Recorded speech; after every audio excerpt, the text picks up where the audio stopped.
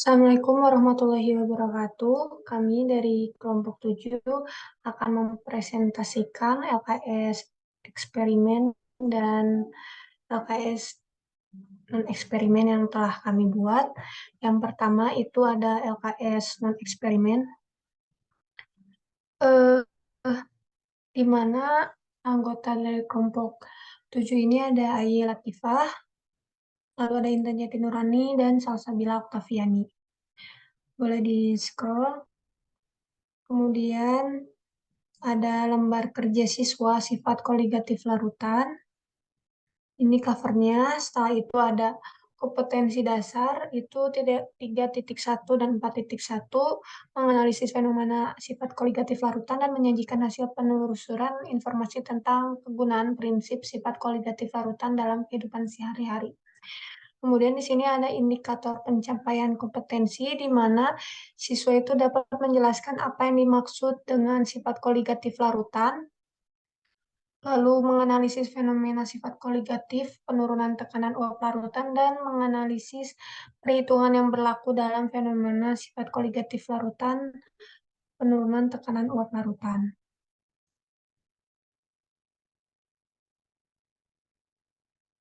Kemudian di sini ada tahap mengamati. Siswa itu diminta untuk membaca wacana dan memperhatikan wacana mengenai kolam apung, di mana ini itu berhubungan dengan sifat koligatif larutan. Lalu ada tahap menanya.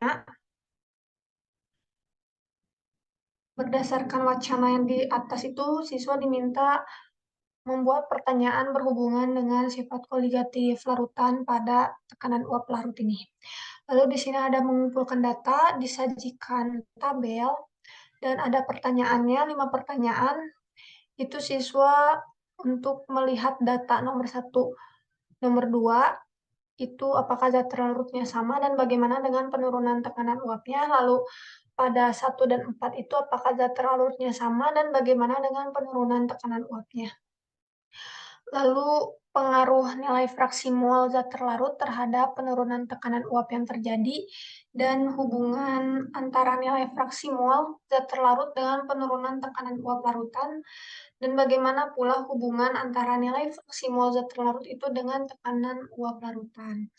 Kemudian bawahnya ini ada tahap mengasosiasi, di mana nomor 1 itu siswa itu dapat menjelaskan apa yang dimaksud sifat koligatif larutan dan apa saja macam-macam sifat koligatif larutan. Lalu nomor 2 ini siswa menganalisis fenomena sifat koligatif larutan berdasarkan soal ya yang sudah disediakan di sini. Itu mengenai fenomena sifat koligatif penalanan tekanan uap larutan. Lalu yang ketiga ini mengenai siswa itu harus menganalisa perhitungan yang berlaku dalam fenomena sifat koligatif penurunan tekanan uap larutannya.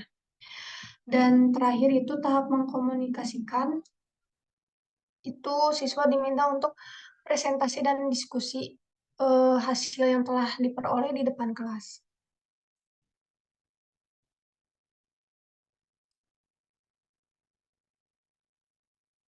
Setelah itu di sini ada kunci jawaban.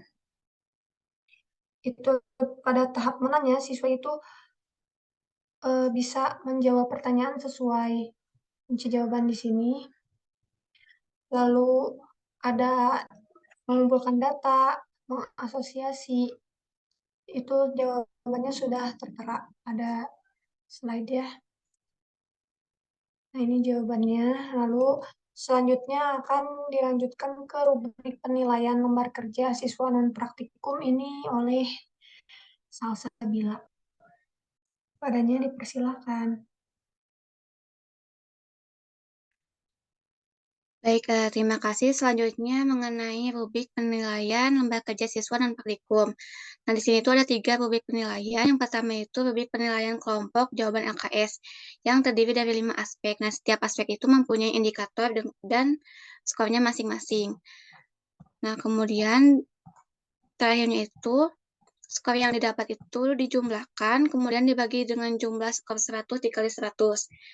Nah, di sini yang kedua ada rubrik penilaian kinerja kelompok atau diskusi yang terdiri dari 4 aspek dan mempunyai indikator ya. Kemudian ada kecapaiannya itu meliputi kelaksanaan ya atau tidak. Dan dapat di skor penilaian rubriknya itu skor yang didapat dibagi dengan jumlah skor 100 dikali 100. Kemudian ada yang ketiga, rubrik penilaian presentasi ada 6 aspek yang mempunyai masing-masing indikator dan skornya. Kemudian skor yang didapat dibagi dengan jumlah skor 100 dikali 100. Nah, terakhirnya itu skor penilaian rubrik total dari rubrik penilaian 1, 2, dan 3 itu dijumlahkan, kemudian dibagi 3 dan dikali 100. Selanjutnya akan ada pembahasan mengenai lembar kerja LKS eksperimen yang akan dijelaskan oleh Ainul Latifah.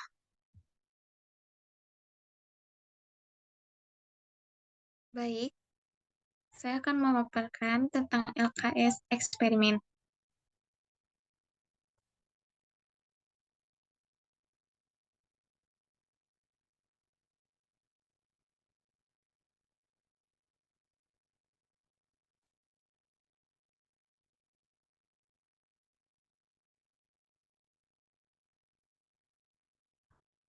Boleh dipindahkan? Makasih. Di mana dalam LK eksperimen ini ada KI, KD, dan IPK. Di mana KD-nya itu ada, boleh ke bawah lagi ya, ada membedakan sifat koligatif larutan, elektrolit, dan larutan non-elektrolit. Terus ada 4.2, menganalisis data percobaan untuk menentukan derajat pengionan. Lalu ada IPK, yang pertama itu menganalisis percobaan yang dilakukan berdasarkan kenaikan titik didih. Yang kedua ada membedakan larutan elektrolit dan non-elektrolit berdasarkan kenaikan titik didih. Yang terakhir ada melakukan percobaan menentukan derajat pengionan zat berdasarkan data percobaan kenaikan titik didih. Boleh di next. Di sini ada tujuan pembelajaran. Boleh next ke bawah lagi.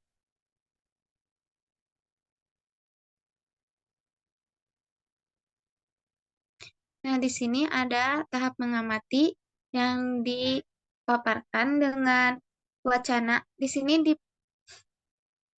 sini ada dua gambar. Yang pertama ada titik didih larutan garam, yang kedua ada titik didih larutan gula. Boleh ke bawah lagi?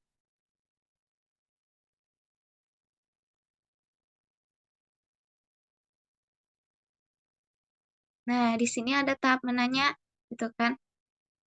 Ke atas sedikit untuk tahap menanya.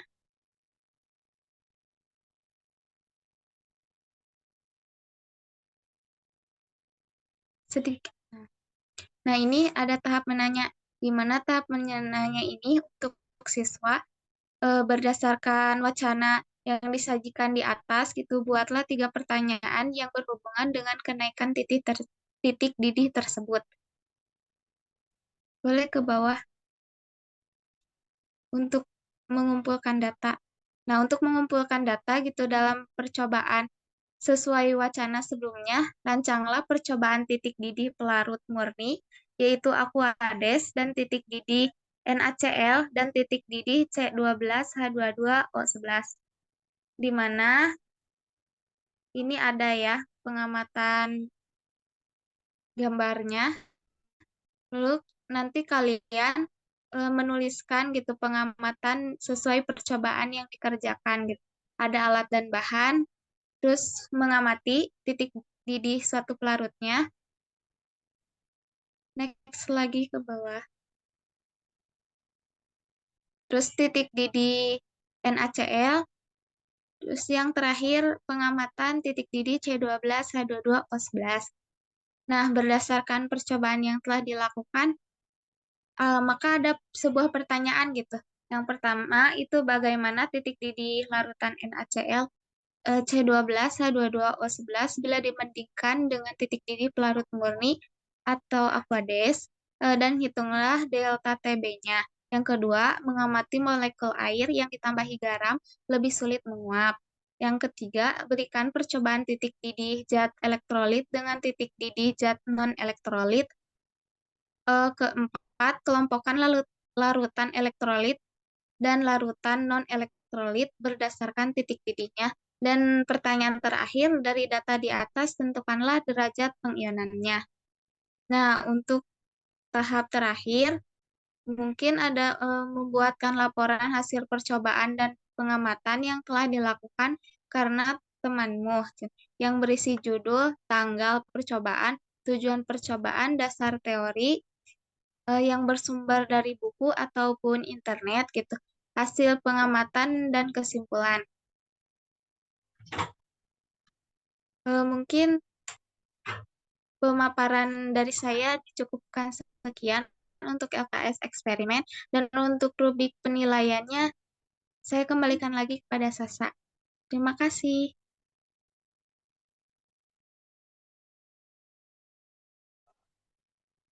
Baik, terima kasih. Selanjutnya ada rubrik penilaian lembaga kerja siswa praktikum. Nah, di sini tuh terdiri dari 3 rubrik. Yang pertama itu rubrik penilaian kinerja siswa praktikum yang mempunyai 3 aspek, dan setiap aspeknya itu mempunyai masing-masing indikator. Kemudian ada keterlaksanaan ya atau tidak.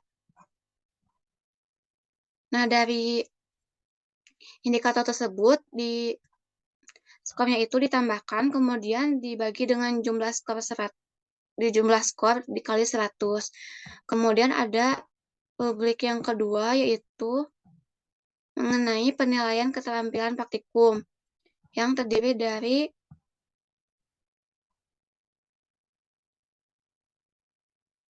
5 aspek. Nah, 5 aspek ini mempunyai indikator masing-masing dengan keterlaksanaan ya atau tidak. Setelahnya itu, terkait benar tidaknya itu ditambahkan, kemudian dibagi dengan jumlah skor dikali 100. Kemudian rubrik yang ketiga itu mengenai penilaian laporan hasil praktikum yang terdiri dari 5 aspek penilaian dengan indikator, kemudian skornya. Dan setelahnya itu skornya ditambahkan, kemudian dibagi dengan jumlah skor dikali 100. Nah, terakhirnya itu skor penilaian rubrik total. Dari rubrik yang pertama, kedua, dan ketiga itu dijumlahkan, kemudian bagi 3 dikali 100. Mungkin itu saja yang dapat saya sampaikan. Saya kembalikan kepada Intan.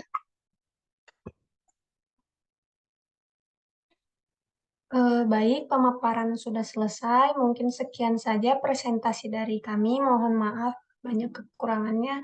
Wassalamualaikum warahmatullahi wabarakatuh.